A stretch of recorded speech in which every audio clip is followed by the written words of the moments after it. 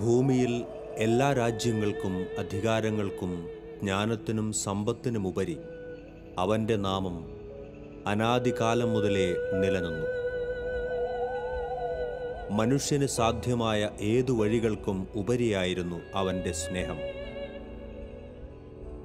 നീ ഉരുവാകുന്നതിന് മുൻപേ അവൻ നിന്നെ ഓർത്തു. പെറ്റമ്മ മറന്നാലും നിന്നെ ഞാൻ ഉപേക്ഷിക്കുകയില്ല എന്ന വാക്ക് അവൻ തന്നിരുന്നു. കോഴി തൻ്റെ കുഞ്ഞുങ്ങളെ കാക്കും പോലെ അവൻ നിന്നെ ചിറകിൻ കീഴിൽ കാത്തു. അവൻ ആദിയും അവസാനവും ആയിരുന്നു. ഒരിക്കൽ നിന്നോടുള്ള സ്നേഹത്തെ പ്രതി ക്രൂശിക്കപ്പെട്ട അവൻ ജീവൻ വെടിഞ്ഞു. അവൻ തിരസ്കരിക്കപ്പെട്ട നിഷ്കളങ്കമായ ഒരു പനിനീർ പുഷ്പം കണക്കെ നിനക്കു വേണ്ടി മരിച്ചു.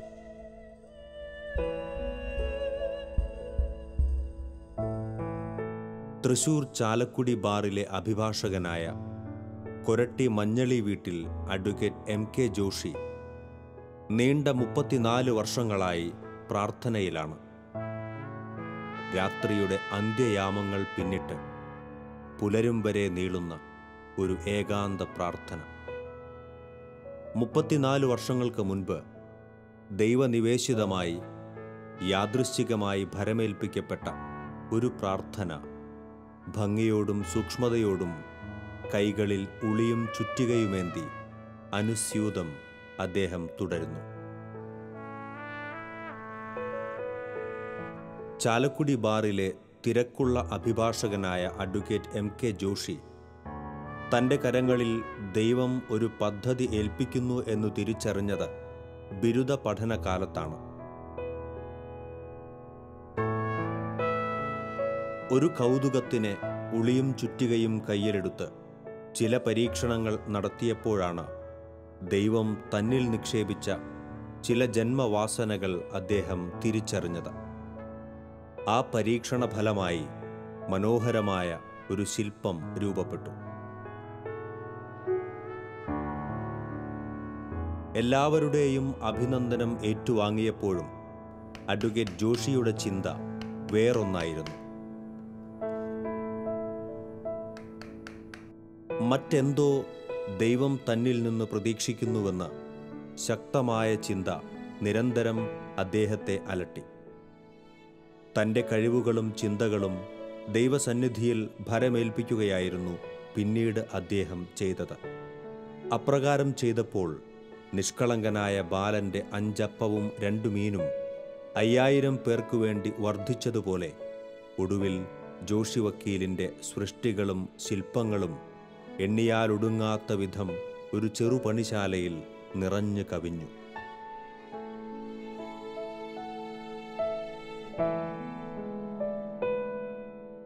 അഡ്വക്കേറ്റ് ജോഷി പകൽ അഭിഭാഷക വൃത്തിയുടെ തിരക്കിലാകും. വൈകിട്ട് കിടക്കും മുൻപേ തൻ്റെ പണിശാലയിൽ സമർത്ഥനായ ശില്പിയുടെ വേഷമണിയും.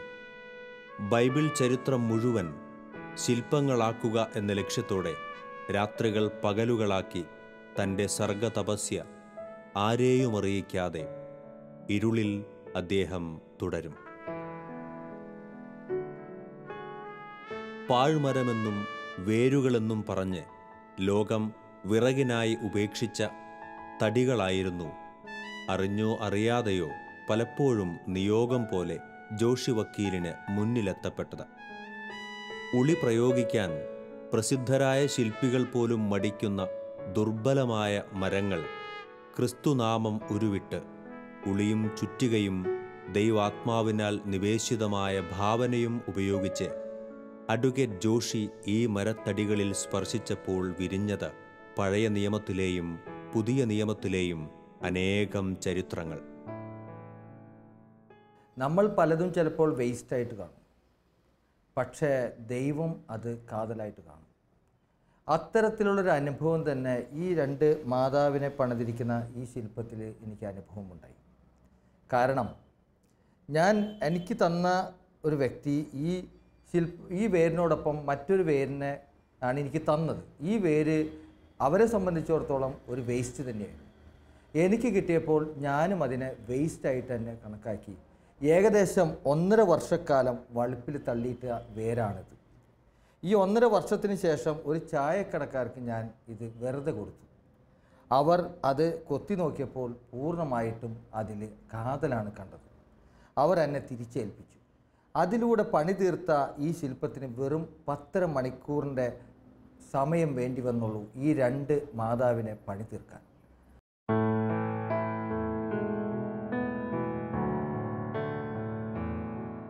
ദൈവം നമുക്കായി എന്താണ് ചെയ്തതെന്ന് വരും തലമുറകൾ മറക്കാതിരിക്കാൻ ഈ ശില്പങ്ങൾ ഇന്നല്ലെങ്കിൽ നാളെ സമൂഹത്തിന് പ്രയോജനപ്പെടും എന്ന് ജോഷി വക്കീൽ ഉറച്ചു വിശ്വസിക്കുന്നു.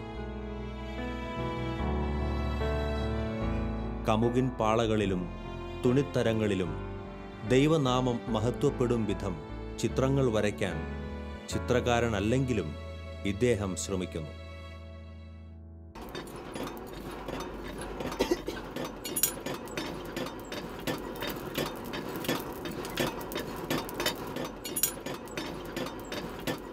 ദിഗ്വിജയം നേടിയ രാജാക്കന്മാർ തങ്ങളുടെ ജീവചരിത്രം ഉയരമേറിയ മലമുകളിലും പാറക്കെട്ടുകളിലും കൊത്തിവയ്ക്കുന്ന ഒരു രീതി കാലാകാലങ്ങളിൽ ഉണ്ടായിരുന്നു.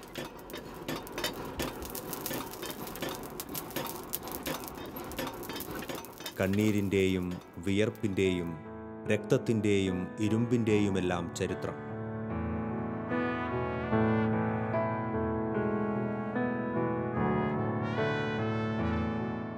എന്നാൽ കാലം ആ ചരിത്രങ്ങളെയെല്ലാം മായ്ച്ചു കളഞ്ഞു.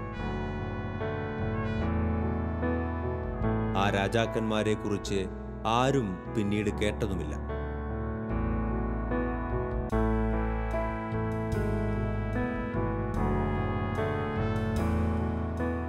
എന്നാൽ അഡ്വക്കേറ്റ് ജോഷി ഇരുളിൽ ഒരു രാജാവിൻ്റെ ചരിത്രം കൊത്തുകയാണ്. എളിയവരിൽ എളിയവനായി ജനിച്ച് അപരനോടുള്ള സ്നേഹത്തെ പ്രതി മരിച്ച് മഹാപ്രഭാവത്തോടെ ഉയർത്ത ഒരു രാജാധിരാജൻ്റെ അവിസ്മരണീയമായ ചരിത്രം. പരിശുദ്ധാത്മാവിനാൽ പ്രേരിതമായ ഒരു നിയോഗം.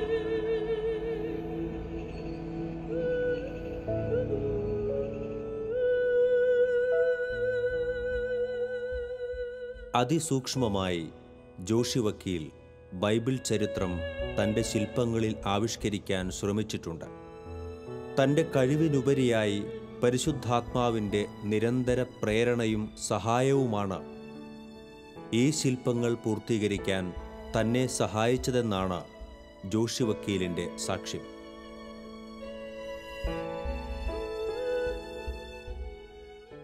പരിശുദ്ധാത്മാവിൻ്റെ സഹായമുണ്ടെങ്കിൽ നമ്മൾക്ക് എന്ത് മേഖലകളിലും നമുക്ക് മുന്നേറാൻ പറ്റും. പക്ഷെ അത് ഇന്നത്തെ ആളുകളത് പരിഗണനയിലെടുക്കുന്നില്ല, അതിൻ്റെ യാഥാർത്ഥ്യങ്ങൾ മനസ്സിലാക്കുന്നില്ല. കാരണം നമ്മളിപ്പോൾ ഓരോ വർക്ക് ചെയ്യുമ്പോൾ നമുക്ക് അസാധ്യമായി തോന്നുന്നത് അത് ദൈവികമല്ല, സാധ്യമായി തോന്നുന്നത് അത് ദൈവികമാണ്. പരിശുദ്ധാത്മാവ് നമുക്ക് പരിപാലകനായിട്ടുണ്ടെങ്കിൽ നമ്മളതൊരു സഹായകൻ തന്നെയാണത്. ആ ജ്ഞാനപ്പടി നമ്മൾ ചെയ്യുമ്പോൾ നമുക്ക് ആശയങ്ങൾ, നമ്മൾക്ക് മെറ്റീരിയലുകൾ, നമ്മുടെ സമയം വേസ്റ്റ് ആവാതിരിക്കുക, നമ്മൾ ചെയ്യുന്ന പല കാര്യങ്ങളും ഫലവത്തായി തീരും.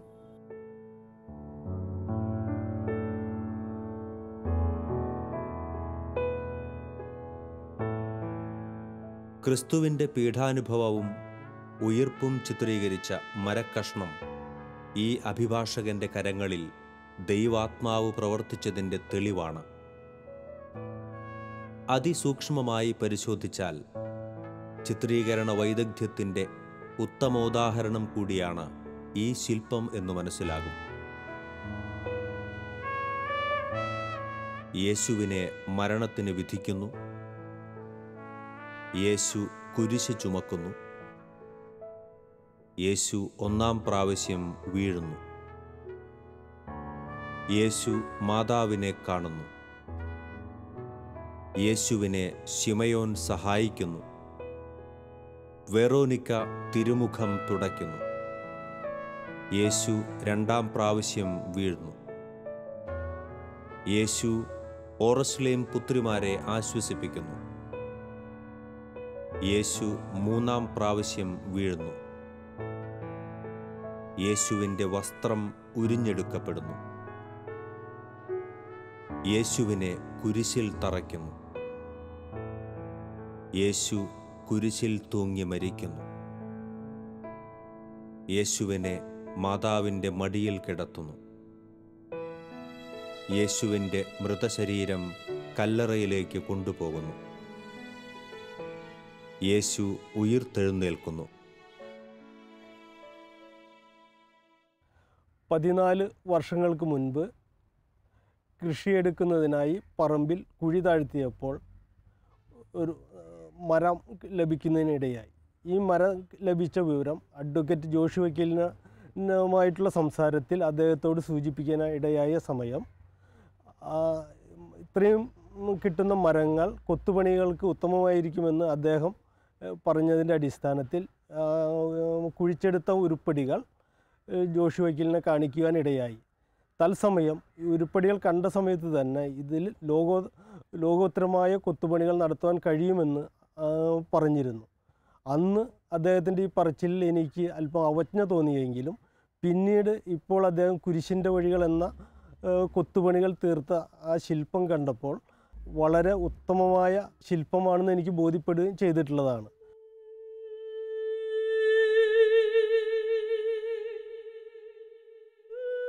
കൊരട്ടി പള്ളിമുറ്റത്ത് വിശുദ്ധ വചനങ്ങളുടെ പരിലാളനയേറ്റ് പൂത്തുലഞ്ഞു നിന്ന ഒരു കോളാമ്പി പൂമരം ഉണങ്ങി വീണപ്പോൾ പള്ളി അധികാരികളുടെ അനുവാദത്തോടെ ഒരിക്കൽ ജോഷി വക്കീൽ ആ മരം ഏറ്റെടുത്തു. 55 മണിക്കൂർ നേരത്തെ കഠിനാധ്വാനം കൊണ്ട് ആ ഉണക്കമരം പരിശുദ്ധാത്മാവ് ആവസിച്ച് 13.5 അടി ഉയരത്തിൽ ഒരു മനോഹരമായ ശില്പമായി പിന്നീട് തീർന്നു.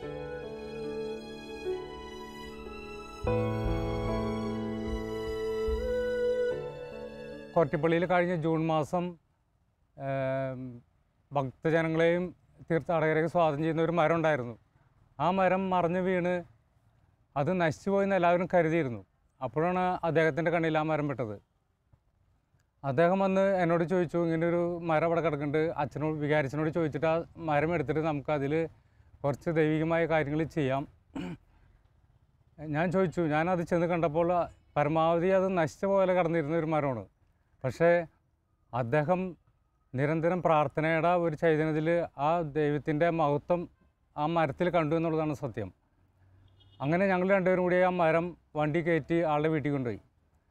പക്ഷേ എനിക്കൊരു വിശ്വാസം ഉണ്ടായിരുന്നില്ല ആ മരം 10ഓളം പുതിയ സൃഷ്ടികൾ രൂപീകരിക്കുന്ന ഒരു മരമായി തീരുമെന്നുള്ളത്. മരത്തിൻ്റെ ഏറ്റവും ചുവട്ടിൽ മാതാവും മാറിൽ മയങ്ങുന്ന ഉണ്ണിയേശുവും, ഒത്ത മധ്യത്തിൽ കിരീടധാരിണിയായി കൊരട്ടിമുത്തി, ഏറ്റവും മുകളിൽ ക്രൂശിതനായ യേശുവിൻ്റെ രൂപം, ക്രൂശിത രൂപത്തിന് മുകളിൽ പരിശുദ്ധാത്മാവ്, അതിനു പുറകിൽ ഉയിർത്തെഴുന്നേൽക്കുന്ന കർത്താവും തിരുവോസ്തിയും.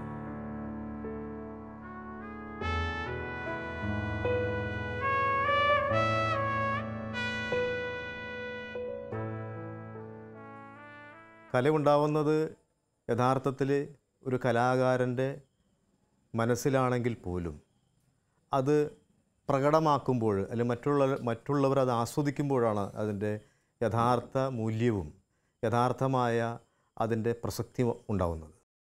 ഒരു വർക്ക് സ്റ്റാർട്ട് ചെയ്യുമ്പോൾ തന്നെ അവൻ്റെ ഉളിയുടെ തുമ്പത്ത് ആണ്, അല്ലെങ്കിൽ അവൻ്റെ ബ്രഷിൻ്റെ തുമ്പത്താണ്, അല്ലെങ്കിൽ അവൻ ഉപയോഗിക്കുന്ന അവൻ്റെ ടൂൾ ഏതാണോ ആ ടൂളിൻ്റെ അതിൻ്റെ അഗ്രഭാഗത്തേക്കാണ് ദൈവം ആദ്യം എത്തുന്നത്. കാരണം അവിടെ നിന്നാണ് അവൻ തുടങ്ങുന്നത്. അപ്പോൾ ഈ ദൈവത്തിൻ്റെ ഇടപെടൽ എന്ന് പറഞ്ഞാൽ വലിയൊരു മേഖല തന്നെയാണ്. ഞാൻ വളരെ അനുഭവിച്ചിട്ടുള്ള ആളാണ്. ഞാൻ ശില്പം ചെയ്യുമ്പോഴും ചിത്രം വരയ്ക്കുമ്പോഴും എല്ലാം ഈ ഒരു ഇടപെടലില്ലെങ്കിൽ നമുക്കൊന്നും ചെയ്യാൻ കഴിയില്ല. ദൈവത്തിൻ്റെ ഒരു ഇടപെടൽ എന്ന് പറഞ്ഞാൽ ഒരു വലിയ എനർജിയാണത്.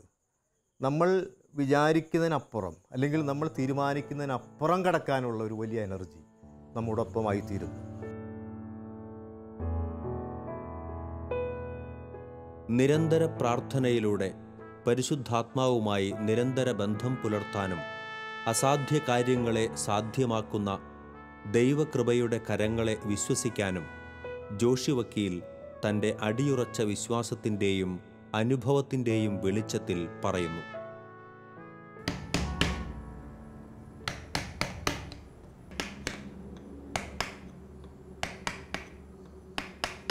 ന്യൂ ജനറേഷന് കിട്ടാത്തൊരു ചൈതന്യം അദ്ദേഹത്തെ കണ്ടുപിടിക്കാൻ സാധിക്കും.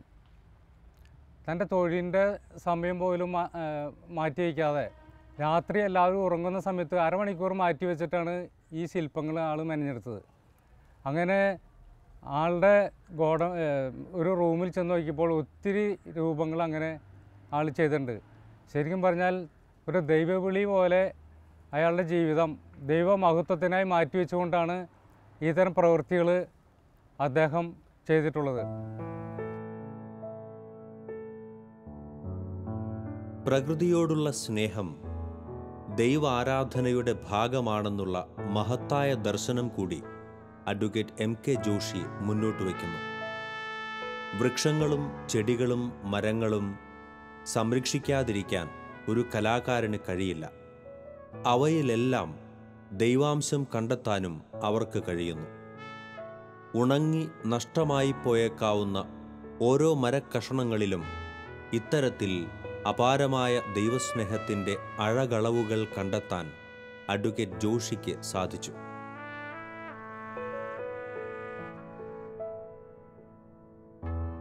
താൻ ഇന്നേവരെ നിർമ്മിച്ച ശില്പങ്ങൾ ഒന്നുപോലും സാമ്പത്തിക ലാഭത്തിനായി ജോഷി വക്കീൽ വിൽപ്പനയ്ക്ക് വച്ചിട്ടില്ല. അധ്വാനത്തിൻ്റെയും സമയത്തിൻ്റെയും ഭൂരിഭാഗവും ഇത്തരത്തിൽ മാറ്റിവെച്ച് നിഷ്ഫലമായി എന്തിന് പ്രയത്നിക്കുന്നു എന്ന പലരുടെയും ചോദ്യത്തിനു മുന്നിൽ ജോഷി വക്കീലിനെ പുഞ്ചിരി മാത്രമേയുള്ളൂ.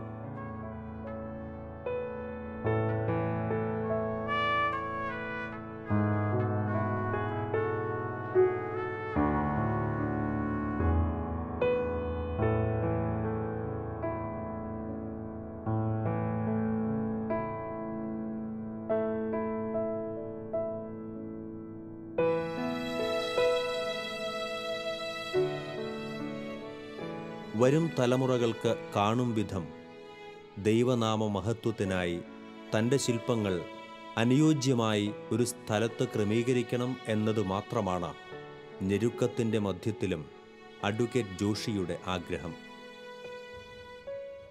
അദ്ദേഹത്തിൻ്റെ കൈകളിലൂടെ ബൈബിളിലെ ഓരോ രംഗങ്ങളും രൂപപ്പെടുത്തിയെടുക്കുന്നത് മനോഹരമായിരിക്കുന്നു. ഉൽപ്പത്തി മുതൽ പുതിയ നിയമത്തിലെ കർത്താവിൻ്റെ കുരിശുമരണം ഉത്ഥാനം വരെ ഓരോ രംഗങ്ങളും വിവിധ രൂപങ്ങളിൽ കൊത്തിയെടുക്കുന്നതിൽ അദ്ദേഹം വളരെയധികം വൈഭവം കാണിച്ചിട്ടുണ്ട്.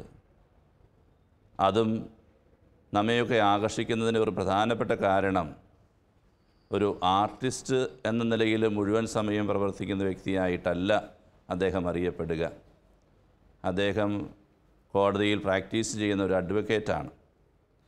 ആ തൊഴിലിന് പുറമേ സമയം കണ്ടെത്തി പലപ്പോഴും സമയത്തും അസമയത്തുമൊക്കെ കിട്ടുന്ന കൊച്ചു കൊച്ചു സമയങ്ങൾ ഈ രൂപത്തിന് മുമ്പിലിരുന്ന് കൊത്തുകയാണ്. അത് ഒരു ജോലിയോ ഒരു കലാരൂപമോ എന്നതിനേക്കാൾ ഉപരിയായിട്ട് ഒരു പ്രാർത്ഥനയായിട്ടാണ് അദ്ദേഹം ഇത് കാണുന്നത് എന്നാണ് ഞാൻ മനസ്സിലാക്കുക. മനസ്സിൽ ദൈവത്തിൻ്റെ ആത്മാവ് തോന്നിപ്പിക്കുന്ന കാര്യങ്ങൾ രൂപത്തിലൂടെ അവതരിപ്പിക്കുന്നതിൽ അദ്ദേഹം വിജയിച്ചിട്ടുണ്ട് എന്ന് പറയാനായിട്ട് അതിയായ സന്തോഷമുണ്ട്. ഭാര്യ പ്രിൻസിയും മക്കളായ ജീസണും ജിസ്നയും തങ്ങളുടെ പിതാവിനെ എല്ലാ പിന്തുണയും നൽകുന്നതിനോടൊപ്പം അദ്ദേഹത്തിൻ്റെ നിർമ്മാണ പ്രവർത്തനങ്ങളിലും സഹകരിക്കുന്നു. പരിമിതമായ സമയങ്ങളിൽ നല്ലൊരു കുടുംബനാഥനായി മാറാനും പ്രത്യേകം ഇദ്ദേഹം ശ്രദ്ധ വയ്ക്കുന്നു.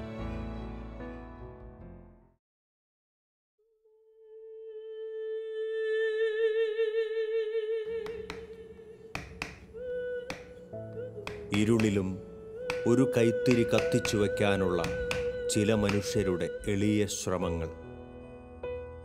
ലോകത്തിന് നിസ്സാരമെന്ന് തോന്നാമെങ്കിലും സ്വർഗം സന്തോഷിക്കുന്ന നിമിഷങ്ങൾ. ദൈവശബ്ദത്തിന് ചെവി കൊടുക്കുമ്പോൾ പെയ്തിറങ്ങുന്ന കൃപയുടെ പുതുമഴകൾ. അഡ്വക്കേറ്റ് ജോഷിയുടെ യാത്രകൾ തുടരുകയാണ്.